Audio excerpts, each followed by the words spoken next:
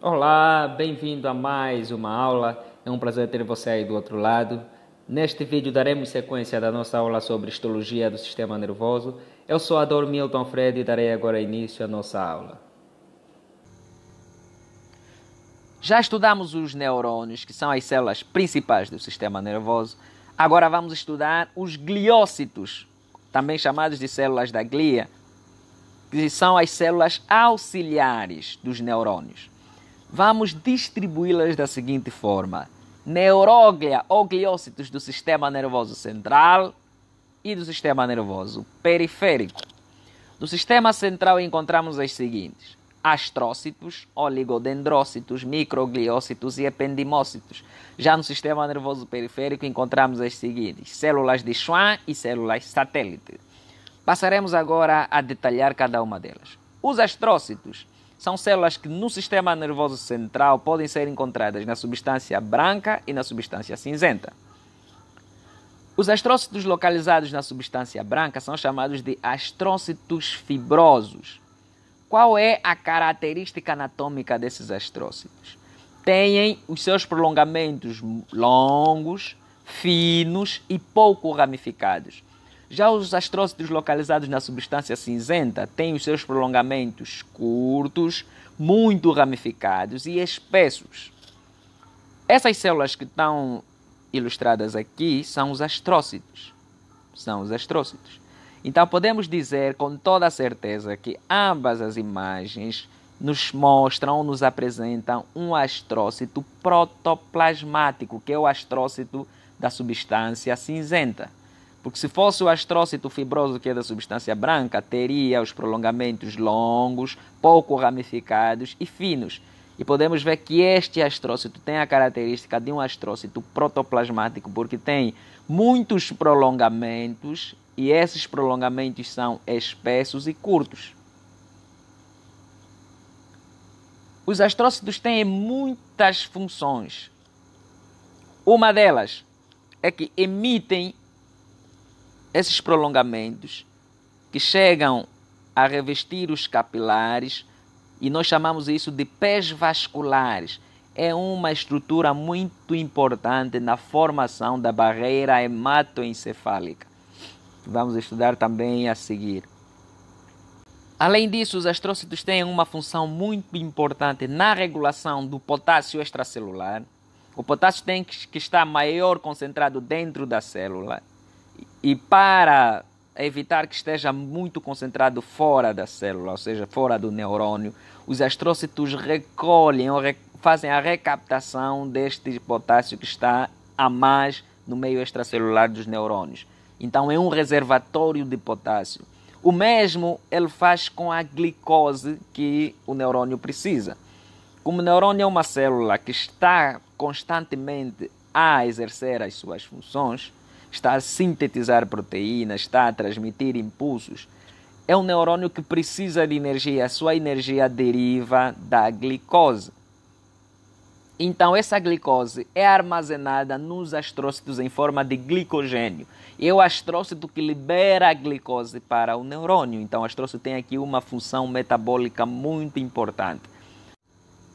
Além disso, o astrócito ainda é uma estrutura importante do mecanismo de reparação neuronal. Quando existe uma parte lesada ou uma parte mal formada do neurônio, os astrócitos vão e eliminam aquela parte ou lesada ou mal formada do neurônio. Então, tem uma função importante.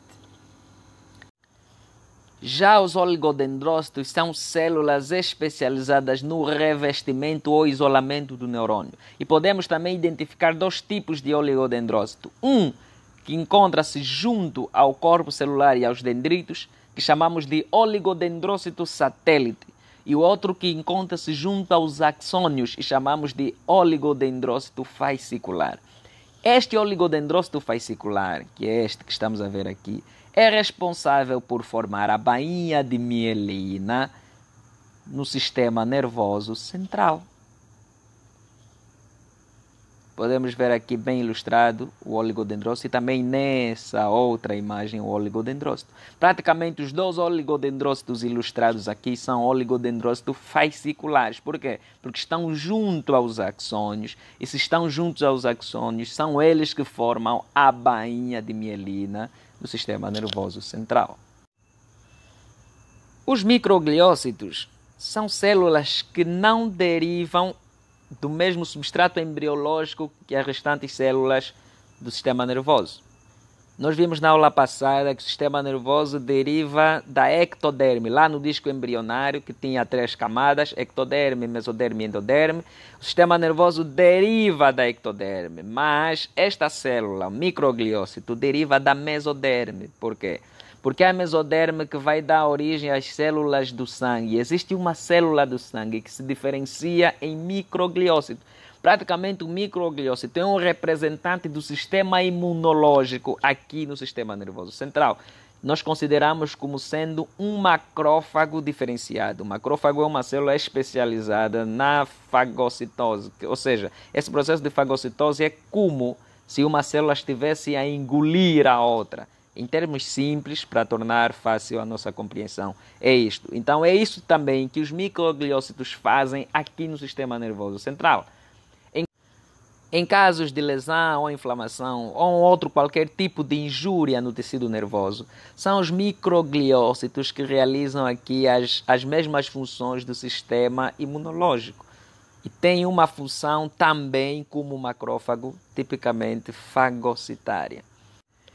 Já os ependimócitos, também chamados de células ependimárias ou ainda epitélio ependimário, são células que funcionam como epitélio no tecido nervoso e revestem as paredes das cavidades do sistema nervoso. Nós estudamos na aula passada que a luz do tubo neural dilata-se e depois estreita-se em outras áreas e vai recebendo nomes específicos de acordo com a sua localização.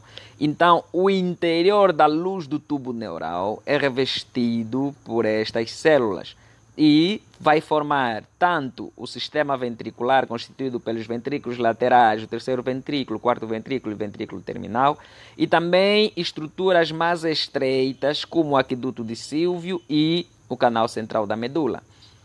Este epitélio ependimário, existe um grupo de ependimócitos que se diferenciam e unem-se a partes de uma membrana que reveste o sistema nervoso, que é a pia mater. Unem-se a pia mater para formar a tela coroide e unem-se também a vasos sanguíneos, especificamente capilares sanguíneos, para formar os plexos coroides. São essas estruturas que produzem o líquido que circula em torno do sistema nervoso, que é o líquido cefalorraquidiano ou líquido cerebroespinal, também chamado de liquor. Vamos agora para a neuróglia do sistema nervoso periférico. As células de Schwann são as células que ficam entre os axônios. Já as células satélites são células que se localizam entre os corpos celulares e os dendritos, no sistema nervoso periférico. Se é a célula de Schwann que está entre os axônios, então é ela que vai formar ou vai produzir a bainha de mielina no sistema nervoso periférico, conforme ilustrado aqui. Esta é a célula de Schwann a formar bainhas de mielinas, aonde no sistema nervoso periférico. Temos aqui exemplos também de microgliócitos, aí a micróglia, e temos aqui os ependimócitos. Podemos ver que tem uma aparência de epitélio, ou de célula epitelial. Aqui também podemos ver os microgliócitos. E assim estão estudadas as células da neuróglia, ou seja, os gliócitos. Classificação estrutural das sinapses. As sinapses, que são os contactos que os neurônios fazem entre si ou com outras células, podem ser classificadas do ponto de vista estrutural da seguinte forma. Sinapse interneuronal, que é aquela em que um neurônio conecta-se a outro neurônio. Depois, sinapses neuroefetuadora, que um neurônio vai conectar-se com uma célula não pertencente ao sistema nervoso. Que pode ser, esta sinapse neuroefetuadora pode ser somática ou visceral. É somática quando o neurônio conecta-se a um músculo esquelético. E é visceral quando o neurônio conecta-se ou a uma glândula, ou a um músculo liso, ou ainda ao músculo estriado cardíaco. Já a sinapse neurogliar é feita entre um neurônio e uma célula da glia. Conforme explicamos há pouco que os astrócitos conectam-se em pontos não sinaptizados dos neurônios e isso forma uma sinapse neuroglial. Voltamos aqui para as sinapses interneuronais, que é aquela que é feita entre um neurônio e outro neurônio, que também pode ser nomeada ou classificada de acordo às estruturas que conectam-se. Se for um axônio e um dendrito, nós chamamos sinapse axodendrítica. Se for um axônio e o corpo celular, chamamos sinapse axossomática. Se for uma sinapse entre dois axônios, chamamos a sinapse axoaxonal ou interaxônica ainda. Se for entre dois dendritos, sinapse dendrodendrítica ou interdendrítica. E se for entre um dendrito e um corpo celular, podemos chamar ainda de dendrossomática. Aqui precisamos deixar claro um ponto muito importante. Existem no nosso organismo sinapses funcionais, que são aquelas que entre as fibras que se conectam à transmissão de impulso nervoso. Existem sinapses não funcionais, que nelas não há transmissão de impulso nervoso. Por quê? Porque uma das características dos neurônios é que são células que não podem regenerar-se. Ou seja, são células que ficam presas numa das fases da divisão celular e não podem dar sequência. Então, o neurônio, depois de diferenciado, perde a capacidade de dar origem a outro neurônio. E nós nascemos com um número de sinapses que não funcionam, que são sinapses de reserva, para quando houver a necessidade de uma nova formação de contactos entre neurônios, as partes que irão conectar-se sairão dessas sinapses, porque já não há neurônio para nascer e formar outra sinapse. Então aquelas sinapses de reserva vão ser utilizadas para a formação de novos contactos sinápticos. Por isso é que em casos de lesões do tecido nervoso em crianças, elas têm maior possibilidade de cura em relação aos adultos, porque com o passar do tempo, cada um de nós vai utilizar as sinapses reservas e já não tem mais sinapses reservas até uma certa idade. Já as crianças nascem com um certo número de sinapses reservas e mesmo que existir lesão do tecido nervoso, a capacidade de renovação e de resposta à recuperação dessa lesão é muito maior do que no adulto, porque tem aí sinapses de reserva e essas sinapses podem fazer a reparação da área lesada.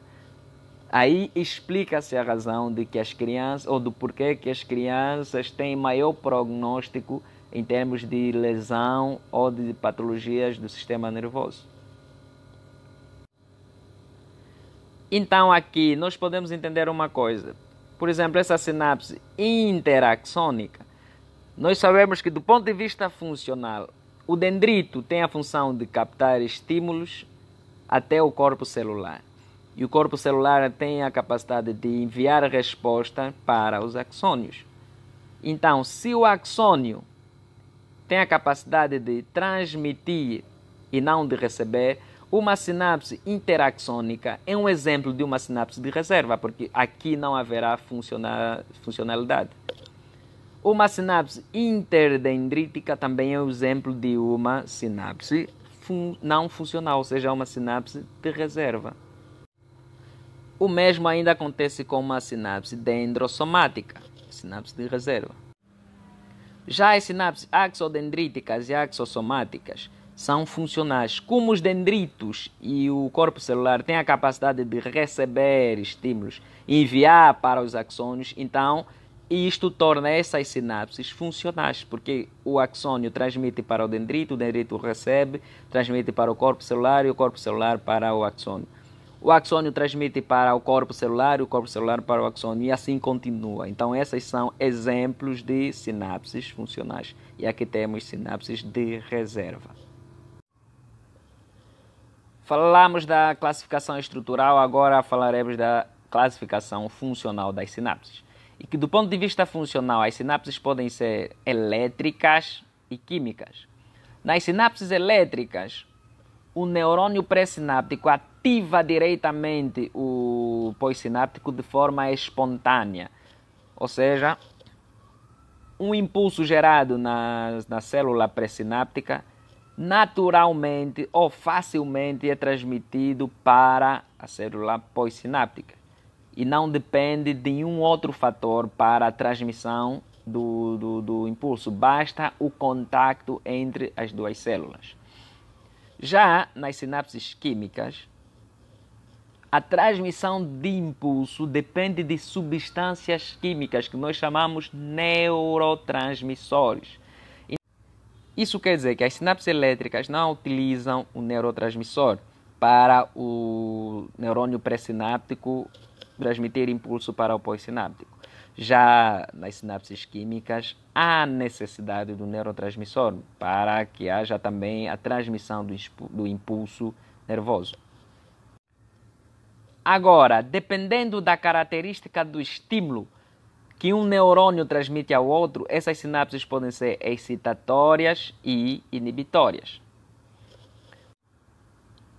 Já as sinapses químicas, dependendo da forma como o neurotransmissor interage com o neurônio pós-sináptico, elas podem ser ionotrópica e metabotrópica. A sinapse é tida como química ionotrópica quando o receptor do neurotransmissor é ao mesmo tempo um canal iônico e quando entra em contato com o neurotransmissor, ele se abre permitindo a entrada de um íon.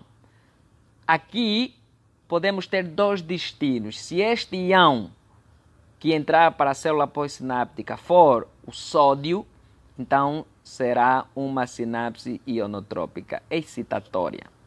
Mas se o íon for o cloro, então será uma sinapse inibitória. Porque o sódio levará à excitação da célula pós-sináptica e o cloro levará à inibição da célula pós-sináptica. Aqui nas sinapses metabotrópicas, o neurotransmissor interage com um receptor e que este receptor está relacionado ao mecanismo do segundo mensageiro. E isto vai provocar uma resposta intracelular que depois pode terminar na abertura de canais de sódio, provocando assim excitação. Então estaremos diante de uma sinapse excitatória. Então aqui na sinapse química metabotrópica inibitória, o mecanismo pode ser ou por entrada de cloro ou por saída de potássio. Tudo vai depender da forma como o neurotransmissor vai interagir com o receptor e como esse receptor está intimamente relacionado ao mecanismo do segundo mensageiro e que tipo de segundo mensageiro está envolvido e qual vai ser a resposta celular final.